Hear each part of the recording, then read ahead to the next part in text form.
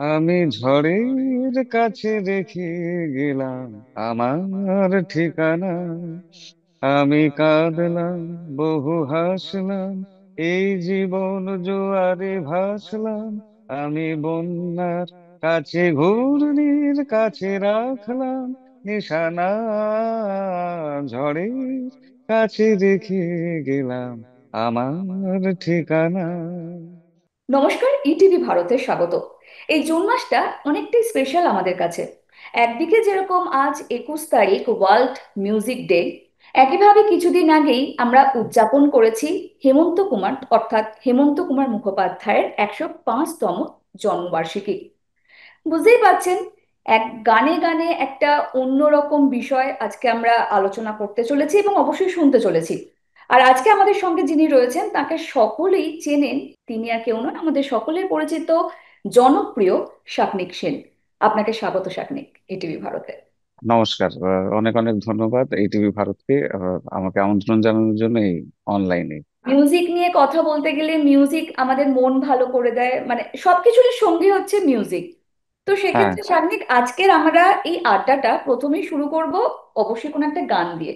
তো প্রথমেই জানতে চাই যে তুমি কোন গানটা আমাদের দর্শকদের জন্য সাজিয়েছো। আহ, ছোট্ট করে এক লাইন রবীন্দ্রসঙ্গীতই করি, কারণ একদম একদম। ওয়ার্ল্ড মিউজিক ডে মানে সব থেকে অ্যাপ্রোপ্রিয়েট আমার মনে হয় রবীন্দ্রসঙ্গীত। অবশ্যই। আহ, একটা লাইনই অল্প করে ছোট করে শোনো। একদম। আমার মাথা নত করে দাও হে তোমার চরণ ধুলার তলে, সকল অহংকার হে আমার ডোবাও চোখের জলে। আমার মাথা নত করে দাও হে তোমার চরণ ধুলার তলে। শিল্পীর যে জার্নিটা শুরু হয় সেখানে পরিবারের একটা বড় ভূমিকা থাকে। হুম। এক্ষেত্রে তোমার যে জার্নি সেটা কিভাবে শুরু হয়েছিল? হ্যাঁ, ওই মানে গান বাজনার চর্চাটা বাড়িতে ভীষণভাবে ছিল বলেই হুম। বাবা মায়ের উভয়ের ক্ষেত্রেই একদম ছোটবেলা থেকে দেখে এসেছি। আর আমার বাবা খুব ভালো হেমন্ত মুখার্জির গান গাইতেন। তো ফিল্মে, বাংলা ছায়াছবিতে সেই সময় প্লেব্যাকও করেছেন, করেছেন কিন্তু। আর বিভিন্ন অনুষ্ঠান, তখন তো অনুষ্ঠান খুব যেরকম হতো হুম। সেই সময়, আমি এটা বলছি 19 লেট 60s কি আর্লি 70s এর কথা। তো বাবা তখন অনেক অনুষ্ঠান করছেন, করছেন তো। বাবার মিউজিক পথটা অনেকটাই এগিয়ে ছিল, কিন্তু কোনো রকমের সে পেশাগতভাবে ফুল ফ্লেজডলি আর যাননি। বাবা স্বপন সেন। তো উম, তো আমি জন্মানোর পর থেকে বাড়িতে মানে কথা বলার আগেও ওই গান শুনেছি বেশি, মানে কথা শিখেছি কিনা জানি না, গানের সুর অনেক বেশি এসছে। তো ওই জন্য একদম বাবা হেমন্ত মাঝির রবীন্দ্রসঙ্গীত রেকর্ড করা রবীন্দ্রসঙ্গীত গুলো চালাচ্ছেন, হেমন্ত মাঝির গান চালাচ্ছেন, বিভিন্ন শিল্পীর গান চলছে। হুম। কিন্তু ওই হেমন্ত মুখার্জির গান এত বেশি আমার ভালো লাগতো। এটা পুরোপুরি সম্পূর্ণ ওনার প্রতি শ্রদ্ধার মানে ভালোবাসার দিক, একদম ওই ছেলেবেলার থেকে নিজে থেকেই এসছে। এই গানের পুরো মাও গান করতেন খুব ভালো, রবীন্দ্রসঙ্গীত করতেন। তো ওই জন্য এভাবে এটাই বাড়ির পরিবেশ ছিল। তো সেক্ষেত্রে মানে প্রথাগত শিক্ষা কি কখনো নেওয়া হয়েছে বাইরে থেকে কোনো গুরুজির থেকে, নাকি পুরোটাই না, বাড়িতে? উম, বাইরে একবার আমাকে আহ, ভর্তি করা হয়েছিল। যখন মানে মা মা দেখছিলেন যে যা হয় আর কি, যে ঘরোয়া ভাবে শুধু বাবাই শেখাচ্ছে, এ করছে, একটু ঠিক মতো ট্রেনিং দেওয়া দরকার। তো রাইট। আহ, ওই আমি যখন দেখলাম যে ওই বেশ অনেক কিছু সারগাম টারগাম অনেক কিছু লিখে টিখে বেশ খাতায় দেওয়া হলো, ওই দেখেই আমি একদম মানে সঙ্গে সঙ্গে পালিয়ে গেলাম। আমি বললাম যে না, এই আমার কাজ না। আমি তো কোনো রকম ভাবে শাস্ত্রীয় সঙ্গীতের দিকে যাব না, আমার গান ভালো লাগে, আমি গান গাইবো। এবং আমি কোনোদিনও এসব এই প্রথাগত রেওয়াজ বা এসবের মধ্যে দিয়ে কোনোদিনও যাইনি। গান ভালো লেগেছে, ব্যাস গান করেছি, এই দ্যাটস ইট। মানে ওই যে মানে আমাকে ভর্তি করলো, পালিয়ে যেতাম। ওই জন্য আর গান শেখা সেভাবে হয়নি বাবার কাছে। সেক্ষেত্রে যেটা আমি দেখছিলাম যে কম্পিউটার সায়েন্স নিয়ে মোস্ট প্রবলি তুমি পড়াশোনা করেছো। হ্যাঁ হ্যাঁ, কম্পিউটার সায়েন্স নিয়ে পড়েছিলাম, কিন্তু আমি ইঞ্জিনিয়ারিং ওই টেকনিক্যাল সাইডে কম্পিউটার সায়েন্স পড়তে পড়তে আমাকে মানে কিছুটা বাকি ছিল, আমাকে ছেড়ে দিতে হয়েছে কারণ বাবা ওই সময় চলে গেলেন। তো আমাদের পারিবারিক ব্যবসার জন্য আমাকে যেতে হলো। হুম। তো ওই ব্যবসায়ী করতে করতে আরো 8 বছর পর তারপরে আমি আহ, হ্যাঁ 8 বছর পর আমি গানের জগতে আসি। 2014-এ ফুল ফ্লেজেডলি, মানে পেশাগত ভাবে। তার আগে অ্যালবাম সিডি বেরিয়েছিল হুম। বিভিন্ন জায়গা থেকে, এইচএমভি থেকেও বেরিয়েছিল, সাগরিকা থেকে বেরিয়েছিল, কিন্তু ওই টুকটাক জাস্ট চলছিল। ওটাকে খুব পেশাগত তো আর বলা যায় না, ওটা নিজের ইচ্ছার জন্য আমি করেছিলাম। হুম। আহ, রবীন্দ্রসঙ্গীত অ্যালবামও বের করেছিলাম, কিন্তু ওই একদম ফুল ফ্লেজেডলি 2014 থেকে আসি। বিভিন্ন বড় বড় চ্যানেল যেগুলোকে আমরা বলে থাকি, সেখানে রিয়েলিটি শো থেকে অনেকে উঠে আসছেন, অনেক শিল্পীদের আত্মপ্রকাশ ঘটেছে এই রিয়েলিটি শো থেকেই। সেখানে হুম এই যে একটা প্ল্যাটফর্ম, এইটাকে কেন হুম। ব্যবহার করার ইচ্ছে হয়নি? ব্যবহার করার ইচ্ছে হয়নি কারণ কি বলবো মানে আহ, কি ফেক মনে আমার হয় মানে? অনেক সময় এটা একদম ওঠে যে রিয়েলিটি এই শো এই এই স্ক্রিপ্টেড, কথাটাই রিয়েলিটি আমি শো বলতে ফেক। গেছিলাম।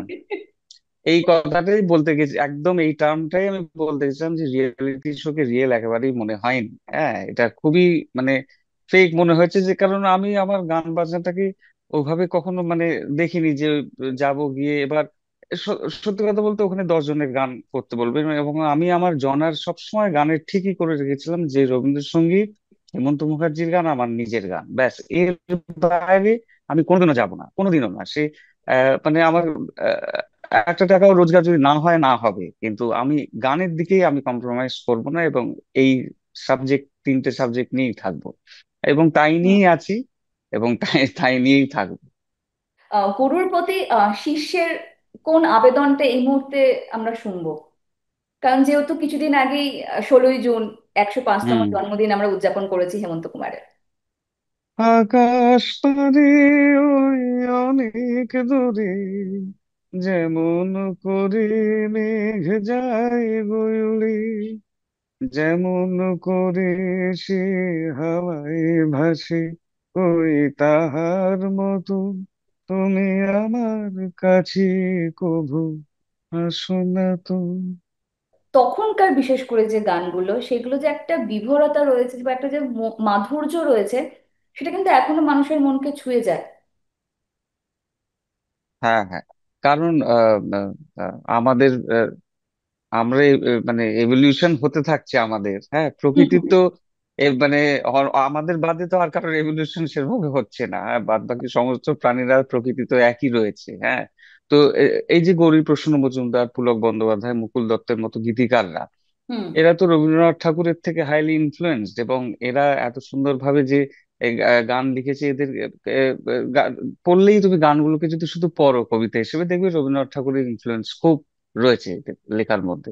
সঙ্গীত শিল্পী হেমন্ত মুখোপাধ্যায়ের সামনাসামনি আপনার দেখা হয়নি, কিন্তু ওনার না। স্ত্রীর সঙ্গে কি কখনো দেখা হয়েছে বা কথা হুম হয়েছে? হুম। আমি বেলা মুখোপাধ্যায়কে, এবং তোমাদের শ্রী আর কি, ওনাকে জেঠিমা বলে ডাকতাম। ওই জেঠিমাই আমাকে বলেছিল যে আমাকে তুই জেঠিমা বল। আচ্ছা। তো কি ওনাকে গিয়ে, কিভাবে হয়েছিল, মানে কোনো অনুষ্ঠানে বা কখনো বাড়িতে, মানে কিভাবে হ্যাঁ আমার ওই পরিচিতিটা ছিল? আমি তো ছবি আঁকি, তো আমার ওই আঁকা ছবি দেখে ওনাদের খুব ভালো লেগেছিল, তো আমি একটি আমার হেমন্ত মুখার্জির করা পোর্ট্রেট হুম। নিয়ে গিয়ে বেলা জেঠিমাকে দিয়েছিলাম। তো আচ্ছা। ওই দেখে ওনার মানে ভীষণ ভালো লেগেছিল, ওনার বাড়িতেও রাখা ছিল আঁকা ছবিটি, এবং হুম। ওনাদের বাড়িতে সবাই এটাই জানতেন যে সাগ্নিক ভালো ছবি আঁকে, ব্যাস। আর কোনোদিনও গানের কথা আমি কোনোদিনও বলে হেমন্ত মুখার্জির বাড়িতে গিয়ে আমি আমার গানের কথা আর কি বলবো। হুম। তো ঘটনাচক্রে ওনাদের সেই সময় বেলা জেঠিমা যে সেক্রেটারি ছিলেন, নিচ্ছেন, তো ওনাদের মাধ্যমে কোন রকম ভাবে কথায় কথায় আমি গান করি আহ, জানতে চেয়েছিলেন, জানতে পেরেছিলেন, এবং তখন বেলা জেঠিমা আমাকে একদিন গল্পের ছলে বলছে যে তুই আমাকে একটা গান শোনাতো। আমি হুম। বললাম যে এবার গান শোনাতে বলছে, আমি বললাম, তখন বললাম যে আমি হেমন্ত মুখোপাধ্যায়ের কি গান শোনাবো আপনি বলুন। হুম। তখন আমাকে বলছে কি যে, আর চারিদিকে তো হেমন্ত মুখার্জির ছবি বাড়িতে, আহ, তো আহ, আমাকে বলছেন যে তুই আমার বারবার ওই হেমন্ত মুখার্জি হেমন্ত মুখার্জি আমার সঙ্গে বলবি না, আমাকে যখন জেঠিমা বলছিস, আহ এটা তো জ্যাঠা, আমি ভাবছি ওরে বাবা, এই হেমন্ত মুখার্জিকে কিনা বলে আমার জ্যাঠা। তো তখন আমি বললাম যে আচ্ছা আপনি আমাকে তাহলে বলুন, তাহলে জেঠুরই কোন গান শোনাবো। তখন আমাকে বলছে যে তুই এটা একটা শোনা। কি বলেছে আমার মনে হয় ওই গানটা, এটাই শুনেছিলাম, ক্লাস 11-এ পড়ি তখন। ডাগর ডাগর চোখে কেন কাজল দিলে, কালো ওই চোখটা লাইন থেকে হয়েছে। কাজল কেন। হম।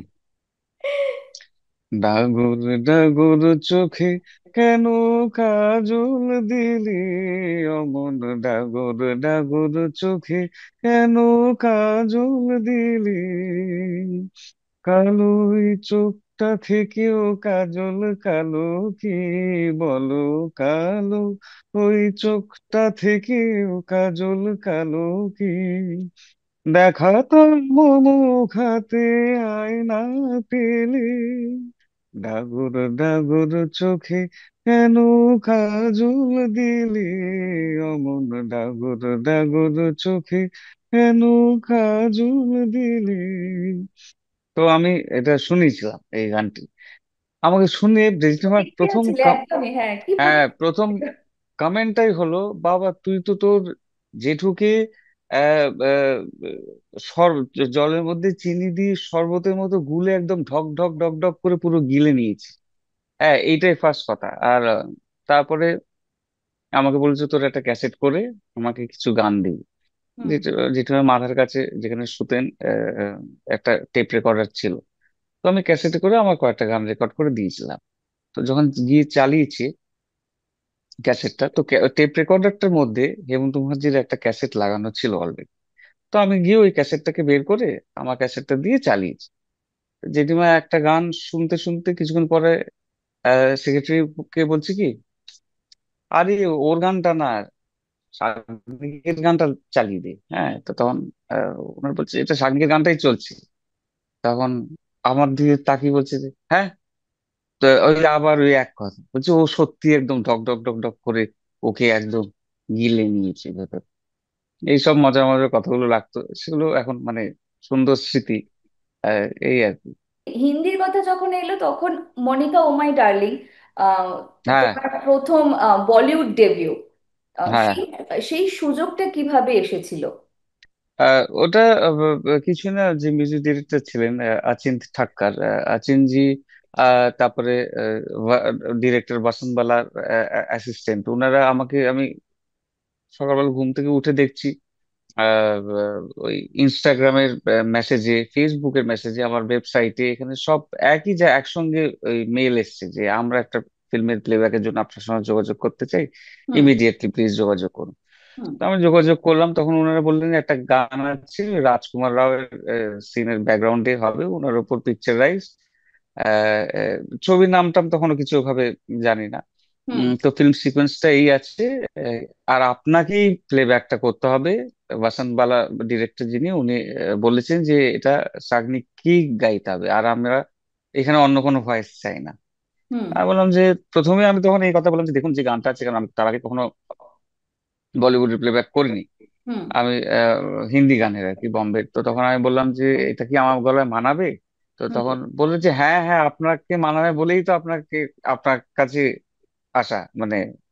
তখন আমি করলাম গানটা, আর গানটা মানে খুব ভালোভাবে শ্রোতারা নিয়েওছে, মানে সব জেনারেশনের। হুম। আর এমনকি এরকম হয়েছে যে বিদেশে যখন হয়তো অনুষ্ঠান করতে গেছি, মানে বহু ইয়াং জেনারেশনের অনেকে আমাকে বলছে যে মানে বাঙালি, অথচ হয়তো তো বাঙালি অবাঙালি তো রয়েছেই, হুম। বাঙালিরা এসে অনেকে বলেছে যে আপনাকে আমরা মনিকা ও মাই ডার্লিং এর এই হিন্দি গানের থেকে জানতে পেরেছি। মানে এটা তো আমার কাছে খুবই আশ্চর্য লেগেছে যে কি করে ওই মনিকা মাই ডার্লিং এর গানের থেকে আমাকে মানে জানলেন, অত তার আগে এত বছর ধরে। মানে বিশেষ করে হয় না বাঙালিদের কাছে এক্সপেকটেশন থাকে একদম। যে ধরো এমনি বাংলা গান থেকেই চিনবে, কিন্তু হিন্দি গানের থেকে যাই হোক চিনেছে। তো এটা বড় এক্সপোজার আর কি। একদমই। ও তো সেই গানটা একবার হয়ে যাক ছোট্ট করে। লিরিক্সটা নেই, ছোট অল্প করে করছি। একদম একদম। दिल है छोटा सा मगर ख्वाब इसके है बड़ी, होना चाहिए मुआ आसमानी, फर्श पे खड़ी खड़ी फर्श पे खड़ी खड़ी। হেমন্ত কুমারেরই একটা হিন্দি গান শোনো আমাদের, হেমন্ত মুখার্জি যখন বম্বের দিকে, হেমন্ত কুমারের একটা, একদম। এটা এস ডি বর্মনের সুরে, নজরুল সুলতানপুরের লেখা। হুম। न तुम हमें जानो, न हम तुम्हें जाने, मगर लगता है कुछ ऐसा, मेरा हमदम मिल गया। ये मौसम ये रात चुप है, वो होठों की बात चुप है, खामोशी सुनाने लगी है दास्तां, नजर बन गई है दिल की जुबान।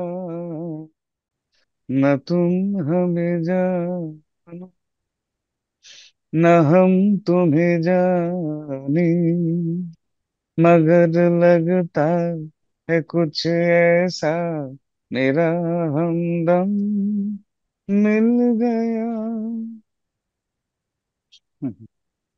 এই যে গানের সাথে হামদাম মিল গায়া, তো হুম। ব্যক্তিগত জীবনে হামদাম কি এসে গেছে? হ্যাঁ, আমার বিয়ে হয়েছে, আহ, 5 বছর বেশি হয়ে গেল। হুম। অনুভা ওর নাম। হুম। অনুভব আহ, গান বাজনার দিকেই আছে ও, মেইনলি শিক্ষার দিকে, অ্যাসিস্ট্যান্ট প্রফেসর একটা ইউনিভার্সিটিতে। তাই। তো এই কখনো কি এই যে স্বামী স্ত্রী যুগলবন্দি কখনো কোনো অনুষ্ঠানে হয়েছে? হ্যাঁ হ্যাঁ, অনুষ্ঠানে অনেক জায়গায় হচ্ছে। ধরো যেখানে এরকম বলে যে হেমন্ত মুখার্জির সুরের হুম। গানগুলো, লতা মঙ্গেশকরের গাওয়া, গীতা দত্তের গাওয়া, যেগুলো হিন্দির দিকে আছে বা বাংলার দিকে আছে, হুম। হুম। হুম। আহ বেশি অ্যাকচুয়ালি ওর সঙ্গে হিন্দির অনুষ্ঠানগুলো তেই হয়েছে। ওর কেন জানি না, মানে ও আমাকে সবসময় বলে শুধু হিন্দি গানের অনুষ্ঠানেই তোমার সঙ্গে গাওয়া হয়, বাংলা গানে তো অত গাওয়া হয় না। মানে কখনো মান্না দে, কিশোর কুমার, এরা কখনো প্রভাবিত করেনি তাদের গানের মাধ্যমে? একদম ছেলেবেলায় তো করেনি, মানে খুব সত্যি কথা বলতে, মানে ওই ছেলেবেলায় করেনি বলেই আমি আর মানে জোর করে কিছু করাতে চাইনি। গান বাজাটা খুব ন্যাচারালি যেভাবে এসছে, মানে হুম। খুব ভীষণ ভাবে প্রভাবিত হেমন্ত মুখার্জির গানই করেছে। এবং তুমি বললে বিশ্বাস করবে না, ছোট বয়সে আমি তো আর কারোর গান শুনতাম না, কারণ না, মানে চললে শুধু আমার কানে হেমন্ত মুখার্জির গানই আসবে, নয়তো গান আসবে না, মানে গান বাজনা আমার কাছে হেমন্ত মুখার্জি, এরকম ছিল। এখন বোধ বুদ্ধি হয়েছে, এখন সবার গানই শুনি এবং বুঝতে পারি যে মানে মান্না দে, কিশোর কুমার মানে তুলনাহীন, মানে হেমন্ত মুখার্জি, এরা সবাই এক একজন নক্ষত্র। হ্যাঁ, কোনো এনা কিন্তু তাও ওনাদের গানগুলো না, দেখো, একজন আর্টিস্ট তো আহ দুদিনে আর্টিস্ট হয়ে যাননি। কিশোর কুমার দিনের পর দিন গাইতে গাইতে, মান্না দে দিনের পর দিন গাইতে গাইতে ওনাদের নিজস্ব যে সিঙ্গিং স্টাইল বা ইয়ে।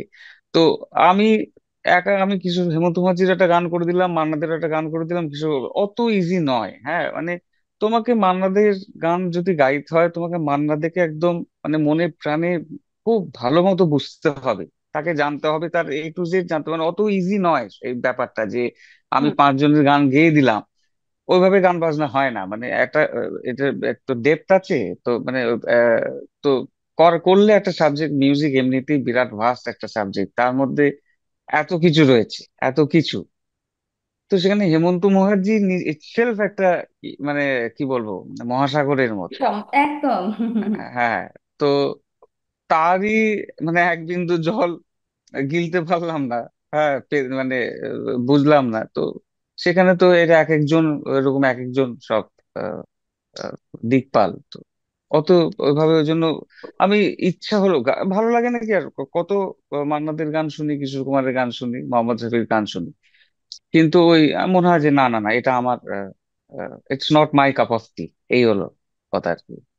রবীন্দ্রসঙ্গীত গা, কি হয়তো হিন্দি গান গাইছে একদম অন্য অন্য জনারের, খুব সুন্দর রিদিমিক একটা গান, কি একটা Bangla melody, romantic soft melody গাইছে, সে যখনই যে গানটা গাইবে তার নিজের জনারের মধ্যে থেকে সেটা একদম ফুল ফ্লেজডলি কমপ্লিট ভাবে ভালো মতো গাইতে পারছে, কারণ তার মানে এর মধ্যেই ভার্সিটালিটিটা প্রকাশ পায় আর কি। মানে আহ, আহ, কি বলবো যে তার জন্য তোমার নিজের জনরের বাইরে বেরিয়ে তোমাকে হিপ হপ গাইতে হবে, তুমি ভার্সেটাইল হয়ে গেলে সেটা কিন্তু নয়। মানে সেটা মানে ওইটাকে বলেই না ভার্সেটালিটি। আর আমার নিজের লেখা নিজের সুরের গান টান গুলো ইউটিউবে যেগুলো আছে, আমি হুম তো ওগুলো করতেই থাকি, হুম নিজের গানগুলো। আর এখন আহ, আহ, করলেও কি আহ, মানে ওই খুব সফট মেলোডি বা ভালো গানের শোনার সংখ্যা দিনে দিনে ক্রমশ লোপ পাচ্ছে, হুম কমে যাচ্ছে। গান বাজনা মানে ওই খালি রিদিম, নাচা, এইসব ব্যাপারগুলো, মানে যত বিটস ওই পায়ে, পা নাচবে যত, হুম ওটাই গান বাজনা হয়ে যাচ্ছে। তো কিন্তু তবুও শ্রোতা প্রচুর রয়েছে, আমাদের তো জনসংখ্যা পৃথিবীর কম নয়, কিন্তু ওই জন্য শ্রোতা তবুও রয়েছে আহ, এখনো যারা গান বাজনাটা শুনতে চান আর কি। প্রাইমের প্রাইম ভিডিওর ওখান থেকে করণ জোহরের একটা প্রোডাকশন বেরিয়েছিল, ওয়েব সিরিজ লাভ স্টোরিয়া বলে। হুম ওখানেও একটা ওনারা চেয়েছিলেন যে बॉम्बे থেকে আমাকে বলছে सागनिक जी हम लोग चाहते हैं कि ये रविंद्र संगीत जो आप गाएंगे वो एकदम আমাদের শুনলে যেন মনে হয় वही हेमंत कुमार का गीत चल रहा है। তো আমি বললাম যে ঠিক আছে। তো ওটাও করেছিলাম, পুরো গানটা, ওটাও খুব ভালো হয়েছিল। এখনো আছে, ওয়েব সিরিজ একটা ছিল। এমন করছে বম্বের হিন্দির দিকে কাজ এরকম করছে। আর এই যে সামনে আরেকটা ছবি আসছে, এটা ভালো হয়েছে। কোরাস টোরাস আছে, মানে কোরাস দিয়ে করেছে গানটা। হুম। তো সেটাই কি একটু শোনানো যাবে এখন? ওটা না মানে ডিসক্লোজ করাই ভালো। তো একটু একটা টিজার বেরোক, আমি আসলে তারপরে আমার সোশ্যাল মিডিয়া, ইনস্টাগ্রামে বা ফেসবুকে নিশ্চয়ই আপডেট দেবো। আর তাহলে এই ওয়ার্ল্ড মিউজিক ডেতে আমরা এখন কোন গানটা শুনবো শাপনিকের থেকে? আহ, বলো তোমরা, গানের তো এত গানের অপশন রয়েছে, যেটা তোমাদের ইচ্ছের কোনো গান যদি থাকে বলো, শোনাবো নিশ্চয়ই। যেটা যেটা তোমার ইচ্ছা, যেটা তোমার মন চায়। আমায় প্রশ্ন করে নীল ধ্রুব তারায়, আর কত কাল আমি রব দিশাহারা, রব দিশাহারা, জবাব কিছুই তার দিতে পারি নাই, শুধু পথ খুঁজে কেটে গেল এ জীবন সারা, এ জীবন সারা। আমায় প্রশ্ন করে নীল ধ্রুব তারায়, আর কত কাল আমি রব দিশাহারা, রব দিশাহারা। কারা যেন ভালোবেসে আলো জ্বেলেছিল, সূর্যের আলো তাই নিভে গিয়েছিল, নিজের ছায়ার পেছে ঘুরে ঘুরে মরে মিছে, একদিন চেয়ে দেখি আমি তুমি হারা, আমি তুমি হারা। আমায় প্রশ্ন করে নীল ধ্রুব তারায়, আর কত কাল আমি রব দিশাহারা, রব দিশাহারা। যে টলিউড ইন্ডাস্ট্রিতে এখন অনেক মানুষের আনাগোনা, অনেক সঙ্গীত শিল্পীর আনাগোনা, সেই জায়গায় দাঁড়িয়ে নিজেকে প্রতিষ্ঠিত করা, সেটা কি অনেকটা চ্যালেঞ্জিং এখনো তোমার কাছে?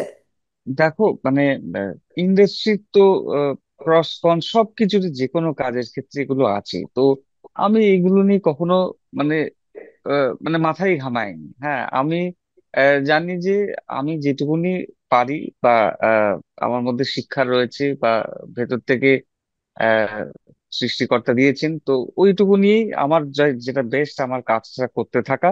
হুম। হুম আহ, যা রেজাল্ট আসবার আসবে। হ্যাঁ, ইন্ডাস্ট্রি আমার জন্য কি মানে কি সুযোগ এলো কি না এলো, আমাকে কোথায় যেতে হলো কার কাছে, কারণ আমি ওই গিয়ে কাজ চাওয়া বা এগুলো আমি জীবনে কখনো করিনি। নিজের কাজটুকুই একদম ঠিক মতো বেস্ট দিয়ে, নিজের যতটা পারি বেস্টটা দিয়ে কাজ করে এসেছি।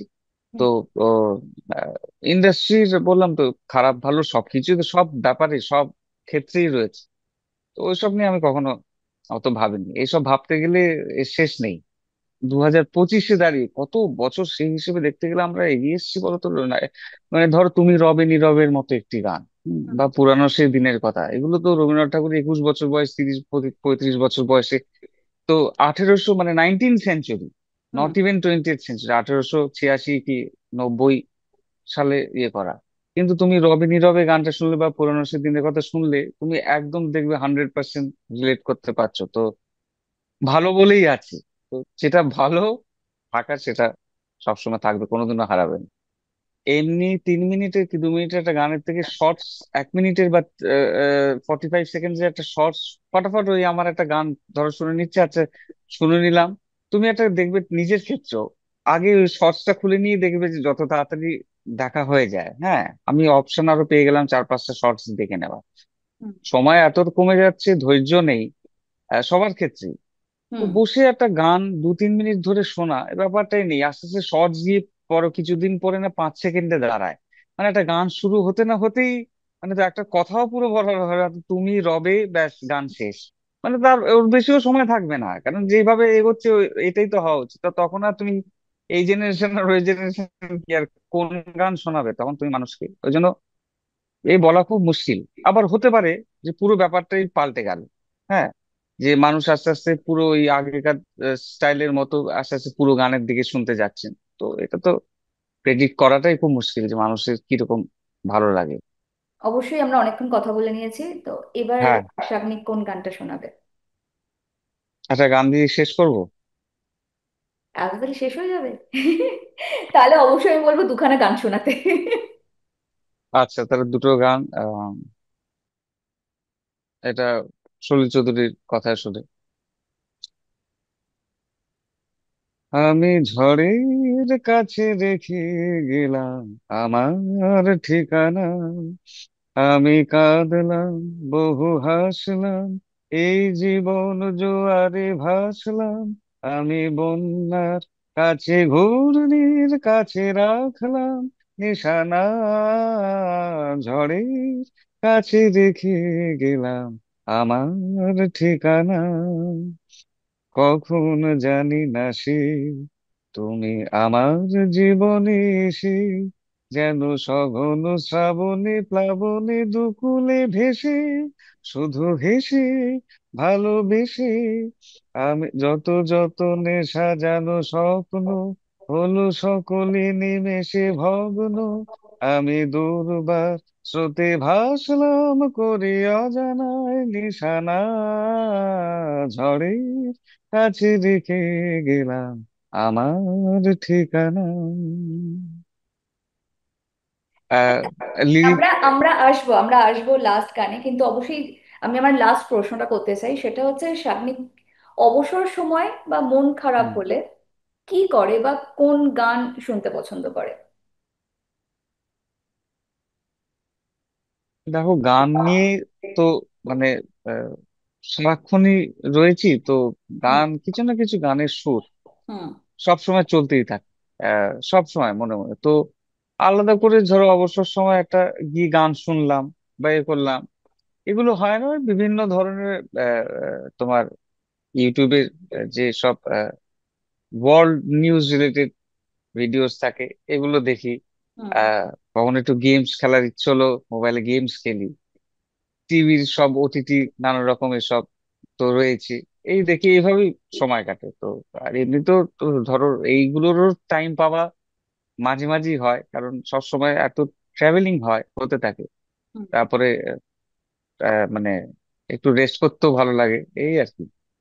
নেক্সট প্রোগ্রাম কোথায় রয়েছে? নেক্সট প্রোগ্রাম ব্যাঙ্গালোরে রয়েছে। হুম তারপরে আহ, আহ, তার 2 দিন পরেই বম্বেতে রয়েছে, এরকম ভাবে সামনের মাস থেকে আছে। আহ, এই মাসে আহ, এখানে কিছু আছে বাংলায়, হুম। কলকাতাতে আছে এরকম।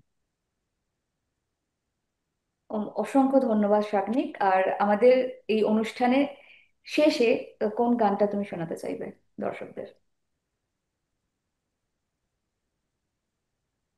হেমন্ত মুখার্জির একটা খুব সিগনেচার একটা মানে সং, গৌরী প্রসন্ন মজুমদারের লেখা, নচিকেতা ঘোষের সুর, হুম এটা দিয়ে শেষ করি। একদম। হম, জাস্ট মুখটা টুকু অল্প করে শোনাই।